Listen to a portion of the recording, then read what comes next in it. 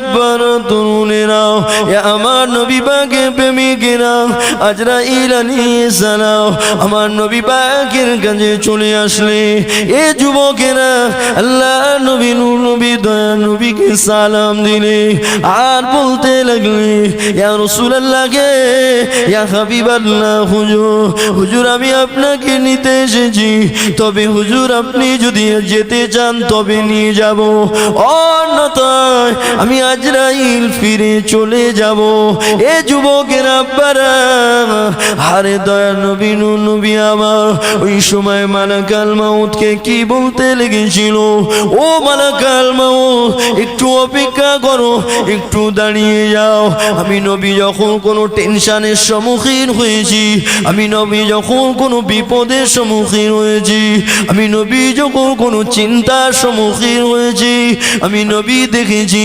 জিবরাইল আলাইহিস সালামকে আমার আল্লাহ পাক পাঠিয়ে দিয়েছে আজ আমি নবী চিরতরের মতো চলে যাব দুনিয়া থেকে বিদায় নেব নিশ্চয় আখিরিবার জিবরাইল আমার কাছে এখনই চলে আসবে এ যুবকেরা তরুণেরা বারা আজরাইল আলাইহিস সালামের সঙ্গে আল্লাহর নবী কথা বলাটা যেই না শেষ হলো দেখতে পাওয়া গেল আল্লাহ পাকের ফেরেশতা জিবরাইল আলাইহিস সালাম আমার নবী পাকের কাছে তাশরীফ এনেছে আসসালাতু ওয়াসসালামু আলাইকা ইয়া রাসূলুল্লাহ হাবিবাল্লাহ এ যুবকেরা তরুণেরা আরে আমার নবীকে বলতে লাগে আল বিদা ইয়া রাসূলুল্লাহ আল বিদা ইয়া রাসূলুল্লাহ আল্লাহ নবী বলে জিবরাইল কেন এমন করে বলো আল্লাহ তো অফার দিয়েছে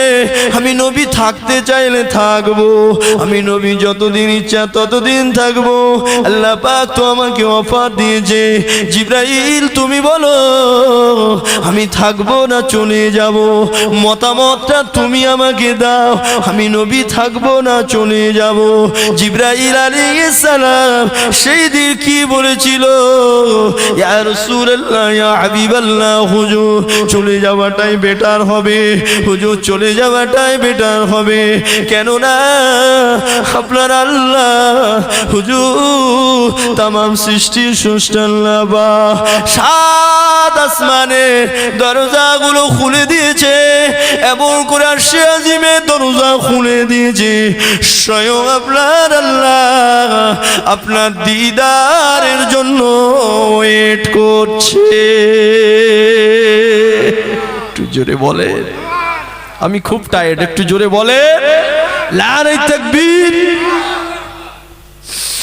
এ নওজোয়ান তরুণেরা আল্লাহ নবী নূর নবী দয়াল নবী আমার সঙ্গে সঙ্গে জিবরাইল আলাইহিস সালামকে বলতে লাগলো ইয়া আখি জিবরাইল আমি নবী আর থাকবো না আমি নবী চলে যাব তবে জিবরাইল রে আমার বড় টেনশন হয় আমার বড় চিন্তা হয় আমার সাহাবারা কি করবে আমার উম্মাতানিগুলো কি করবে আমি নবী চলে গেলে এরা তো পাগল পারা হয়ে যাবে আমি নবী ইশারা করলে আমার সাহাবাগুলো এদিকে চলে যায় আমি নবী এদিকে ইশারা করলে আমার আবু বকর এদিকে চলে যায় আমার আলী এদিকে চলে যায় আমি নবীর সামনে ইশারা করলে আমার সাহাবারা চলে যায় এমন করে বদরের যুদ্ধেতে আমি নবী ইশারা করেছি আমি নবী বলেছি ইসলামের জন্য জান দিতে হবে মাল দিতে হবে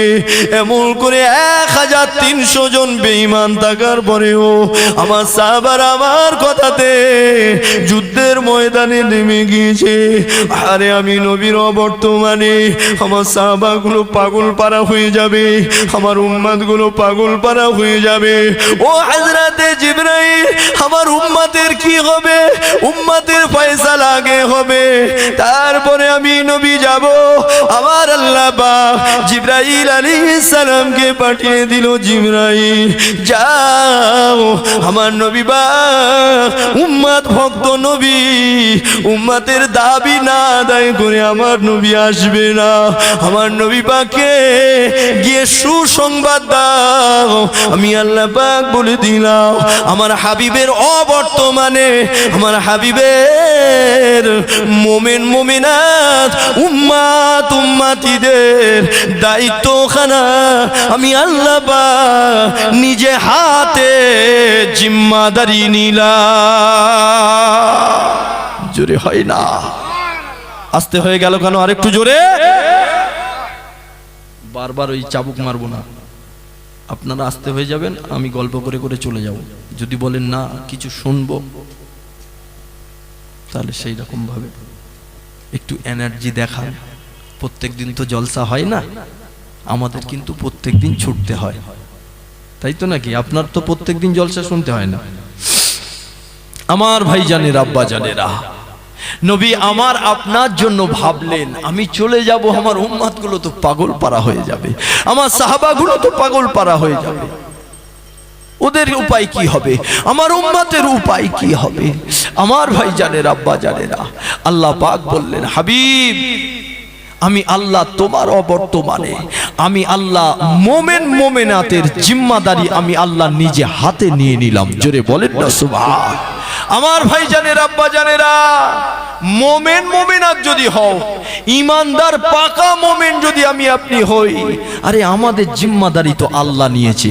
তবে আজকে আমাদের বিভিন্ন রকম ভাবে আমাদের উপরে অত্যাচার অনাচার অবিচার চলছে, টেনশন আর পেরেশানে আমাদেরকে একেবারে নাস্তে নাবুদ করে ছেড়ে দিচ্ছে। এসব কারণ কেন জানেন? হ্যাঁ, সব কারণ কেন জানেন? আজকে আমাদের জায়গা আমরা পরিবর্তন করে ফেলেছি বাপ। আমাদের সময়টা বেশি কাটার কথা ছিল মসজিদে, আমাদের সময়টা আমাদের ছেলেদের সময়টা কাটছে মার্কেটে। কথা বুঝতে পারেননি? রাসূলুল্লাহ জামানায় সাহাবাদের সময় বেশি কাটতো মদিনার মসজিদে। তারা বাজারে গেলে বাড়িতে কেউ খুঁজতে আসলে বিবিরা বলতো বাজারে গিয়েছে এক্ষুনি চলে আসবে, বাজারে গিয়েছে এক্ষুনি আসবে। মদিনার মসজিদে থাকলে বিবিরা বলতো মসজিদে গিয়েছে, মদিনার মসজিদে কখন আসবে ঠিক নেই, আপনি চলে যান পরে আসবে। পুরো উল্টো হয়ে গেছে, কথা বুঝতে পারেন না তো। আমাদের ভিতরে অনেক রকমের মুসলমান হয়ে গেছে বাপ। খালি আব্দুর রহমান, আব্দুল সাত্তার আর আব্দুল জলিল, সলিমুদ্দি আর কলিমুদ্দি, লালবানু আর কদবানু আর ফুলবানু নাম হলেই মুসলমান হয় না, মুসলমান হয় না। বিসলারি পানির বোতলের ওপরে বিসলারির আপনার অ্যাড দিয়ে দিলেন আর ভিতরে টিউবওয়েলের পানি ভরে দিলেন, তো ঠিক সেই রকম হচ্ছে আমাদের। অ্যাড দিয়েছি, মুসলমানের নাম দিয়েছি।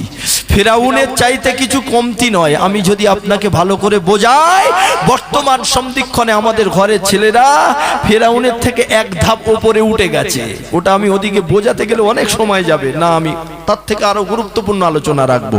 ওই জন্য ইনশাআল্লাহ ওই জন্য ওদিকটাই যাচ্ছি না। ওটা যদি বোঝাতে যাই ফেরাউনের থেকে এক ধাপ উপরে, এটা এমনি এমনি বলিনি, কথা বুঝতে পেরেছেন? হ্যাঁ, আমাদের ভিতরে শবে বারত করা মুসলমান আছে, আমাদের ভিতরে জুম্মাওয়ালা মুসলমান আছে, আমাদের ভিতরে জানাজাওয়ালা মুসলমান আছে। কত মুসলমান বুঝতে পারছেন? হ্যাঁ, খালি জুম্মায় জুম্মায় এক শ্রেণীর মুসলমানদের দেখা যায়, আবার এক শ্রেণীর মুসলমানদেরকে কালকের রাত তার পরের রাতটা দেখবেন পীর সাহেব সব কোথায় ছিল। হ্যাঁ, রাস্তার ধারে ধারে সব চায়ের দোকানগুলো সারা রাত মাথায় টুপি দিয়ে সব বসে আছে, চা খাচ্ছে আর গল্প করছে। ওই রাত্রে তো প্রায় জায়গায় জলসা থাকে, একটা তো জলসা থাকবেই থাকে, এবছরেও আছে, কথা বুঝতে পেরেছেন?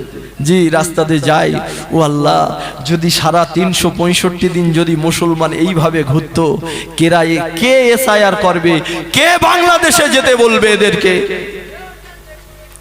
আপনার ইসলামিক লেবাসটা যদি থাকতো। আসেন আমার বাপেরা, নওজোয়ান তরুণেরা, আব্বারা, এ নবী পাকের প্রেমিকেরা, আমি আপনাকে কি বোঝাতে চাইছি গো? এ যুবকেরা, তরুণেরা, আজরাইল আলাইহিস সালামের মুখটা আমাকে আপনাকে দেখতে হবে।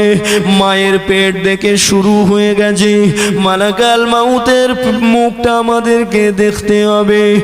আর যখন মালাকাল মাউতের মুখ দেখবো, এই চোখ আর কাজ করবে না, এই হাত দুটো আর কাজ করবে না, শরীরের অঙ্গ প্রত্যঙ্গগুলো আর কাজ করবে না, আপনার কিডনি অকেজো হয়ে যাবে, আপনার লিভার অকেজো হয়ে যাবে, আপনার হার্ট আর কাজ করবে না গো। এ যুবকেরা তরুণেরা বারা, মালাকাল মাউতকে দেখার আগে আগে আল্লাহ পাকের পেয়ারা হতে হবে, আল্লাহ পাকের মহব্বতে হতে হবে, আল্লাহ পাকের নৈকট্য লাভ করতে হবে। এ যুবকেরা তরুণেরা, মালাকাল মাউত আসার কি দেরি আছে নাকি? না না না, মালাকাল মাউত কখন এসে যাবে? আপনি বাইকটা নিয়ে বাজারে গিয়েছেন, কে আপনাকে গ্যারান্টি দেবে আপনি আবার বাড়িতে ফিরে আসবে? আরে বাজারে গিয়ে ফিরে আসা তো অনেক দূরের কথা, আপনি ডান দিকে সালাম ফিরিয়েছেন, বাঁ দিকে সালামটা ফিরতে পারবেন কি কোনো গ্যারান্টি নাই। এমন করে সেজদায় গিয়েছে, ওই সেজদা থেকে উঠতে পারবেন কি কোনো গ্যারান্টি নাই। এ যুবকেরা তরুণেরা পারা, আপনাকে আমাকে অটোমেটিক বুঝতে হবে, জানতে হবে আমার আল্লাহ আমাকে ভালোবাসে কিনা। আমি যদি এই মুহূর্তে মারা যাই, আমার কবরটা জান্নাতের বাগান হবে না জাহান্নামের গাড্ডা হবে, এটা আপনার মন আপনার বলে দেবে। আপনার 30 বছরের জিন্দেগি আপনাকে বলে দেবে, আপনার বছরগুলো বলে দেবে, আপনার হায়াত কিভাবে আপনার কাটতে লেগেছে, এমন করে সে কিন্তু আপনাকে বলে দিতে লাগবে। এ যুবকেরা তরুণেরা আব্বারা, আপনি কি করে বুঝবেন আল্লাহ আপনাকে ভালোবাসে কিনা, আল্লাহ আপনাকে মহব্বত করে কিনা? এটা বুঝতে গেলেও তো আপনার কিছু জ্ঞান থাকা দরকার। আল্লাহ পাক আপনাকে ভালোবাসে কিনা এটা আপনি কি করে বুঝবেন? হ্যাঁ, অবশ্যই বোঝা যাবে। আপনার সব থেকে দামি দামি জিনিসগুলো আপনি কাকে দেবেন? সব থেকে যাকে বেশি মহব্বত করে, সব থেকে যাকে বেশি পিয়ার করে, আপনি তো তাকে দেবেন। আমার আল্লাহ পাকের অনেক বড় বড় বড় বড় নিয়ামত আছে। আল্লাহ পাক যাদেরকে ভালোবাসে, ওই নিয়ামত গুলো আল্লাহ পাক তাদেরকে দান করে থাকে।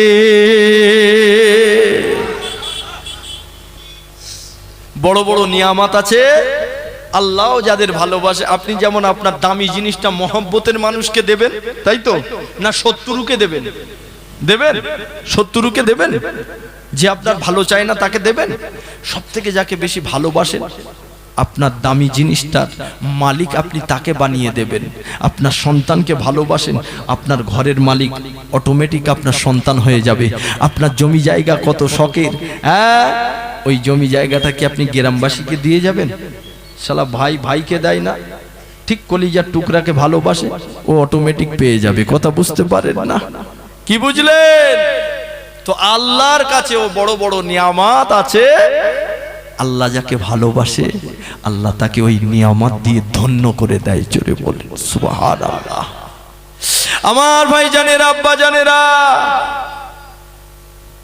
আল্লাহ যাকে ভালোবাসে তাহলে তাকে অনেক ধন দৌলত আর টাকা পয়সা দেয়, দেয় না? কি মনে হয়? আল্লাহ ভালোবাসলে বড় বাড়ি আর বড় গাড়ি আর বড় বড় ব্যবসা, নিউ টাউনে ফ্ল্যাট এইসব দেয় নাকি? দেয় না? বলেন বলেন, ধন দৌলত দেয় না দেয় না? দেয়। কি বলবে ঠিক পাচ্ছে না, হ্যাঁ বলবো না না বলবো? আরে ওগুলো তো সব আগে থেকে ফিক্সড হয়ে আছে। ও তুমি সেজদা দিলেও দেবে আল্লাহ, আর সেজদা না দিলেও দেবে আল্লাহ। মা ওয়াদানা রব্বুনা হক, আল্লাহ বলে আমার ওয়াদা হলো হক। আমি যেটা একবার ওয়াদা করেছি আমি আল্লাহ দেবই দেবো। তুই আমার কথা শুনিসনি, হ্যাঁ তোর আমি দেবো না, এটা তো মানুষের কাজ। তুই আমার সাথে সেদিন কিরম বেয়াদবি করলি আর তোর টাকা ধার দেবো, এরকম হয় না? হয় না? এই তো মানুষের খসলত, আমার আল্লাহর খসলত তো এটা না। আমার আল্লাহ বলে আমি ওয়াদা করেছি দেবো, তুই সেজদা দিবি তোর ব্যাপার, না দিবি তোর ব্যাপার। ওয়াদা থেকে আমি দূরে সরবো না বান্দা। তুই আমার সঙ্গে শিরিক করবি, ওটা তোর ব্যাপার। আবার তুই আমাকে সেজদা দিবি, তোর ব্যাপার। কিন্তু যেটা লিখেছি 40 তোর সৃষ্টির 50,000 বছর আগে যেটা লিখে ফেলেছি তোকে দেবো বলেছি, ওটা দেবো। যদি ধন সম্পদ আর টাকা পয়সা দেখিয়ে আল্লাহর মহব্বতের পরিচয় বোঝানো যেত, তাহলে আপনি বলেন তো বর্তমান সন্ধিক্ষণে গোটা ভারতবর্ষের জমিনে সব থেকে ধনীকে বলো বলো বলো, নাম হচ্ছে মুকেশ আম্বানি, সব থেকে ধনী। আপনার মনে হচ্ছে আল্লাহকে ভালোবাসে? আল্লাহকে ভালোবাসে? হ্যাঁ। এই শাহরুখ খান বোম্বাই একটা বাড়ি আছে ওর, মান্নাত, তাই না? কত দাম বলেন তো? 1000 কোটি টাকা দাম। আর এই মুকেশ আম্বানিরও বোম্বাই একটা বাড়ি আছে, কি নাম? অ্যান্ট্রোলিয়া, 1000 কোটি টাকা দাম। 27 তলা বাড়ি মনে হয় যত সম্ভব। ওই 27 তলার ভিতরে একটা তলা আছে খালি 4 চাকা রাখবে, 4 চাকা। একটা গাড়ি মনে হয় 2-4 বারের বেশি চাপে না। কথা বুঝতে পেরেছে তো? আল্লাহকে ভালোবাসে? আল্লাহকে ভালোবাসে? কিসের চেয়ারের গরম দেখাচ্ছেন? কিসের বড় বাড়ির গরম দেখাচ্ছেন? কিসের অর্থের গরম দেখাচ্ছেন? কি দেখিয়ে আল্লাহর ভালোবাসার মহব্বতের পরিচয় দিতে চাচ্ছেন? এই সবগুলো মহব্বতের পরিচয় না। আল্লাহ ভালোবাসলেও এগুলো দেয়, না বাসলেও দেয়। শিরিক করলে তাকেও দেয়, সেজদা দিলে তাকেও দেয়। যদি তাই না হতো, ফেরাউনের নাম আপনারা শুনেছেন। ওই ফেরাউন কত বড় বাদশা ছিল, আল্লাহকে ভালোবাসে? হ্যাঁ, আল্লাহকে ভালোবাসে? কারুন, হামান, সাদ্দাত, জালুত, এদেরকে আল্লাহ ভালোবাসে? তো বড় বড় বাদশা ছিল। আসেন আমার বাপেরা, নওজোয়ান তরুণেরা, আব্বারা, আপনাকে আমাকে জানতে হবে, বুঝতে হবে আমার মালিক আমাকে ভালোবাসে কিনা, আমার আল্লাহ আমার উপরে রাজি আছে কিনা, আমার আল্লাহ আমার উপরে খুশি আছে কিনা। আর ওটা বোঝাতে গিয়ে, বুঝতে গিয়ে ধন সম্পদ, টাকা পয়সা, গাড়ি বাড়ি সামনে এনে আপনি যদি প্রমাণ দিতে চান, হবে না। এ যুবকের ওই ফেরাউনকে আল্লাহ অনেক চেয়ারের বল দিয়েছিল, জনগণের ক্ষমতা দিয়েছিল, ফেরাউনকে অনেক ধন সম্পদের মালিক আল্লাহ করেছিল, গোটা পৃথিবীর অর্ধেকটা রাজত্ব করেছিল। এ যুবকেরা তার কাছে কত সৈন্য ছিল। পয়গম্বর নবী মুসা আলাইহিস সালামকে যেদিন তাড়া করে নিয়ে যেতে লাগলো, পয়গম্বরকে তাড়া দিতে লেগেছিল। এ যুবকেরা কিতাব পড়ে অবাক হয়ে গেলাম। আল্লাহর পয়গম্বরের সঙ্গে কয়েকজন মানুষ ছিল, তাদেরকে ধরবার জন্য কত মানুষ লাগবে? যদি 1000 সৈন্য নিয়ে যায় তো হয়ে যাবে, 2000 সৈন্য নিয়ে গেলে তো হয়ে যাবে। কিন্তু কিতাবের ভিতরে লেখা আছে, মুসা নবীকে যখন তাড়া দিতে লাগলো, মুসা নবীকে যখন ধরতে গিয়েছিল, এ নওজোয়ানেরা 40 লক্ষ সৈন্য নিয়ে ফেরাউন তাড়া দিতে লেগেছিল। কত পাওয়ারফুল বাদশা আল্লাহ তাকে করেছিল। যে বাদশার কাছে 40 লক্ষ সৈন্য থাকে, ওই বাদশাটার পাওয়ার আল্লাহ কত দিয়েছিল। যুবকেরা শুনে রেখে দাও, কি পাওয়ারফুল বাদশা ছিল। একদিন এক বুড়িমা বলেছিল, এ ফেরাউন রে, তোর রাজ্যের ভিতরে একটা ছেলে জন্মগ্রহণ করবে, ওই ছেলেটা তোর কোলে বড় হবে, তোর রাজ দরবারে বড় হবে। ওই ছেলেটা বড় হবার পরে ও তোকে মারবে আর তোর রাজত্ব ছিনিয়ে নেবে। ফেরাউন এত চিন্তায় চিন্তিত হয়ে পড়েছিল।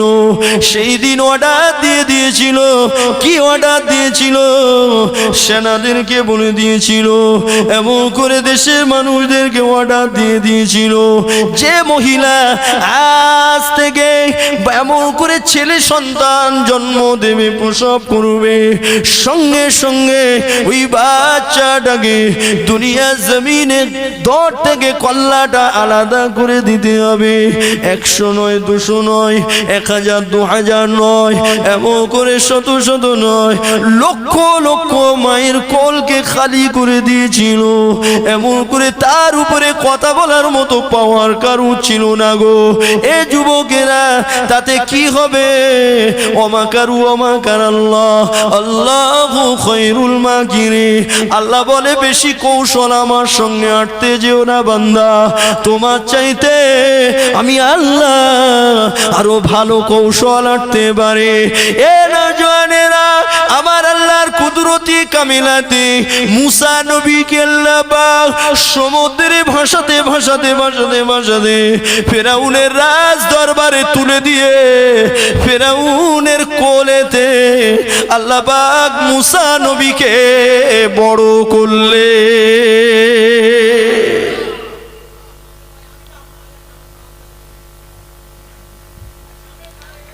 ওর পাওয়ার আল্লাহ কত দিয়েছিল, কত ক্ষমতা দিয়েছিল। তাহলে কি বলবেন ওকে আল্লাহ ভালোবাসে? আরে ভালোবাসা তো দূরের কথা, ওকে আল্লাহ বড় বেইজ্জতি করে আর অসম্মান করে দুনিয়া থেকে বিদায় দিয়েছে, চুবিয়ে চুবিয়ে মারতে বলেছে। হ্যাঁ, নীল নদের পানি, ওকে চুবা। আবার কি আজ ওকে বেইজ্জতি করে দুনিয়ার জমিনেই রেখে দিয়েছে।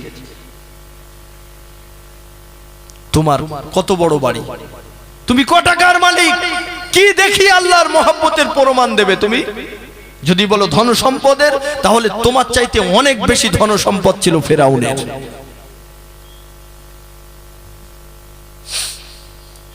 তাহলে আসেন, আজটা বুঝবার চেষ্টা করেন।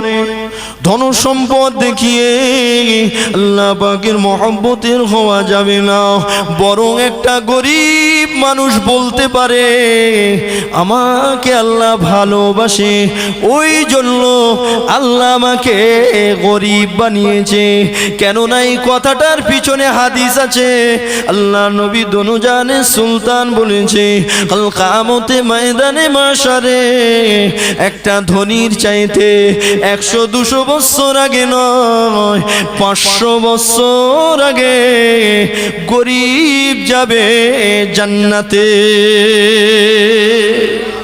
জোরে বলেন। একটা গরিব বলতে পারে আমি গরিব, আল্লাহ আমাকে ভালোবাসে বলে গরিব করেছে। কিয়ামতের ময়দানে ধনীর থেকে 500 বছর আগে জান্নাত যাব। আর শুধু তাই নয়, গরিবি হালাত, গরিবি লাইফ স্টাইল, ওটা আমার নবী পাকের লাইফ স্টাইল। জোরে বলে সুবহানাল্লাহ। এ নওজোয়ান তরুণেরা, ও নবী পাকের প্রেমিকেরা, খুব ভালো করে শুনে রেখে দাও। আরে আমার নবী পাক দনুজানে সুলতান করেছিল আল্লাহ পাক। আরে সেই নবী একদিন, দুদিন, 3 দিন খেতে পায় না। আমার নবী পাক পেটে পাথর বেঁধে বসে থাকে। সাহাবা হুজুররা বলে, হুজুর একবার যদি আপনি আল্লাহকে বলেন, আল্লাহ তো আপনাকে ধনী করে দেবে। আল্লাহ নবী বলেছিল, এ আমার সাহাবারা, আমি নবী গরিবি হালাতটাকে চয়েস করে নিয়েছি, গরিবি লাইফ স্টাইলটা আমি নবী পছন্দ করে নিয়েছি। কেননা আমার আল্লাহ যখন আমাকে খেতে দেবে, তখন আমি আল্লাহ পাকে শুকরিয়া করব। আর যেদিন আমি খেতে পাবো না, আমি সবর করব, সবর করে কাটাবো। আমার আল্লাহ পাক কোরআন শরীফে বলেছে, ইন্নাল্লাহা ইউহিব্বুস সাবিরিন, নিশ্চয় আমি আল্লাহ সবরকারীকে ভালোবাসি। এ যুবকেরা, তরুণেরা, বাবেরা, নবী আমার সাহাবা হুজুরদেরকে বলেছিল, 1 তারিখে মদিনার মসজিদ নববী শরীফে আল্লাহ নবী বসে আছে। আমার নবী পাকের একজন সাহাবা মদিনার মসজিদে প্রবেশ করেছে। আরে আমার নবী পাককে বলতে লেগেছে, ইয়া রাসূলুল্লাহ, ইয়া হাবিবাল্লাহ, হুজুর একটু দোয়া করে করেন আমি ধনী হব, হুজুর একটু দোয়া করেন আমি বড় লোক হব, হুজুর একটু আমার জন্য দোয়া করে। নবী আমার সঙ্গে সঙ্গে একটু রাগ ভাবি বলেছিল, আল্লাহ নবী বলেছিল, বাবা সাহাবারে, আল্লাহ আমাকে দুনিয়া জমিনে পাঠিয়েছে কাউকে ধনী করবার জন্য নয়, কাউকে গরিব বানাবার জন্য নয়, বাশীরা ওয়া নাযীরা, আল্লাহ আমাকে পাঠিয়েছে সুসংবাদ জান্নাতের দেবার জন্য, এমন করে ভয় দেখাবার জন্য, আর ওই জান্নাতের সুসংবাদটা দেবার জন্য। এ যুবকেরা তুলনেরা বাড়াও, ওই সাহাবা আমার নবী পাককে আবারও বলতে লাগে, ইয়া রাসূলুল্লাহ, ইয়া হাবিবাল্লাহ, হুজুর একটু দোয়া করে, হুজুর একটু দোয়া করে। এইবারে আমার নবী পাক সাহাবাটাকে শোনাতে লাগলো, এ বাবা সাহাবারে, কেন তুমি বারবার আমার কাছে রিকোয়েস্ট করো? বাবা সাহাবা, আল্লাহ তোমাকে যে হালাতে রেখেছে ওই হালাতের উপরে খুশি হও, আল্লাহর প্রশংসা করো, আল্লাহ পাকের হামদ আদায় করো। আল্লাহ পাক যে হালাতে রেখেছে ওই হালাতের উপরে তুমি রাজি হও। এ বাবা সাহাবারে, তুমি আমার জীবনটা কি দেখো না? তুমি আমার লাইফ স্টাইল কি দেখো না? আমি নবী পাক কত গরিবী হালাতটাকে চয়েস করেছি, আমি নবী পাক আমার লাইফ স্টাইল কি তুমি দেখো না? দুদিন চাঁদি আমি নবী পেটে পাথর বেঁধে মদিনার মসজিদে বসে থাকি। বাবা সাহাবারে, বলা লাগবে না, একবার শুধু ইশারা করে দেবো, ওহদ পাহাড়টা সোনা হয়ে যাবে, আল্লাহ পাক আমাকে মালিক বানাবে।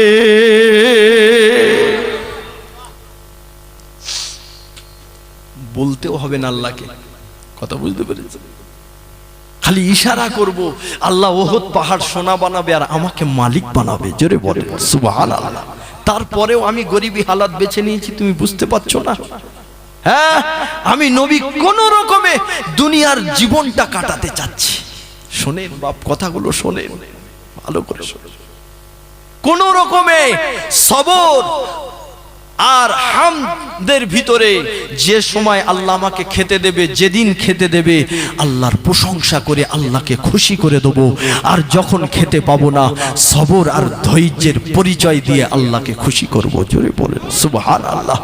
আল্লাহর প্রশংসা আর আল্লাহর উপরে আস্থা, বিশ্বাস আর ধৈর্য, সবরের পরিচয় দিয়ে আল্লাহকে রাজি করব। এইভাবে আমার জীবনটা আমি কাটিয়ে দিতে চাই। বাবা সাহাবা, আল্লাহ তোমাকে যে হালাতে রেখেছে তুমি ওইভাবেই থাকো। লম্বা চওড়া কথা ওদিকটাই যাচ্ছে। আসেন আমার বাপেরা, নওজোয়ান তরুণেরা, আব্বারা, এ নবী পাকে প্রেমিকেরা, আরে আজ আমরা দুনিয়ার মিছে মায়া দুনিয়ায় পড়ে গেছি। 50 বছর দুনিয়ার মায়ায় আমাকে আখিরাত ভুলিয়ে রেখেছে। দুনিয়ার খেল তামাশা আমার কবরকে আমাকে ভুলে রেখেছে। এই যুবকেরা তরুণেরা, এখনো সময় আছে। ও আমার যুবকেরা, ও রাধানগরের আম্মা জানেরা, মায়েরা, বোনেরা, এখনো সময় আছে। তোমাদের পায়ে ধরে বলে যায়, এই মিছে মায়া দুনিয়ায় আর মেতে থেকো না। দুনিয়ায় থাকবে, আখিরাত কামাই করবে, আখিরাত টেনশন করতে থাকবে। মদিনাওয়ালা 1 তারিখে মদিনার একটা বাজারে গিয়েছে। আল্লাহ নবী মদিনার বাজারে গিয়েছে। আরে নবী পাকে সাহাবা হুজুররা মদিনার বাজারে বাজার করছিল। আল্লাহ নবীকে দেখতে পেয়েছে, তারা বড় খুশি হয়ে গেছে। নবী পাক বাজারে এসেছে। সাহাবারা তাড়াতাড়ি করে বাজার করে নিয়ে আমার নবী পাকের পিছনে হাজির হয়েছে। একসঙ্গে আমার নবী পাকের সাথে মদিনার বাজার থেকে বাড়ির দিকে রওনা দেবে, একসঙ্গে আসবে বলে তাড়াতাড়ি বাজার করে নিয়ে নবী পাকের পিছনে তারা লাইন নিয়েছে। এ যুবকেরা তরুণেরা, কিতাবের ভিতরে আছে আল্লাহ নবী সাহাবাদেরকে নিয়ে যখন বাড়ির দিকে রওনা দিয়েছে, আরে আস্তে আস্তে আস্তে আস্তে আস্তে আমার নবী, নূর নবী, দয়ার নবী আমার এমন করে রাস্তার ধারে দেখতে পেলে একটা পচা গলা একটা ছাগল মরা পড়ে রয়েছে। ছাগলটা শুধু মরে গেছে তা নয়, ছাগলটা পচে গিয়েছে, ছাগলটা গলে গিয়েছে। ওই ছাগলের কানটা আবার কাটা, এত কাটা রয়েছে, দুর্গন্ধ বার হতে লেগেছে। আল্লাহ নবী সাহাবাদেরকে দাঁড় করিয়ে দিল। এ বাবা সাহাবারা, বাবারা একটু দাঁড়িয়ে যাও। আল্লাহ নবী সাহাবাদেরকে দাঁড় করিয়ে দিয়ে আল্লাহ নবী নূর নবী আমার ওই ছাগলের কানটা ধরে এমন করে তুলেছে, সাহাবা হুজুরদের দিকে নবী আমার ছাগলটা ঘোরালে আর বলতে লাগলো, বাবারা এই ছাগলটায় 1 টাকা দাম, কে নেবে বাবা, কে নেবে? সাহাবা হুজুররা বলে, ইয়া রাসূলুল্লাহ হাবিবাল্লাহ, হুজুর আমরা কেউ নেব না। আল্লাহ নবী ওই সময় বলতে লাগলো, কেন তোমরা নেবে না বাবা, কেন নেবে না? তাহলে ঠিক আছে, তোমরা ফ্রি নিয়ে নাও, তোমরা মাগনা নিয়ে নাও, টাকা লাগবে না, দিনার লাগবে না, দিরহাম লাগবে না। আরে সাহাবা হুজুররা বললেন, হুজুর তাও নেব না। নবী বলে, কেন নেবে না? ওই সময়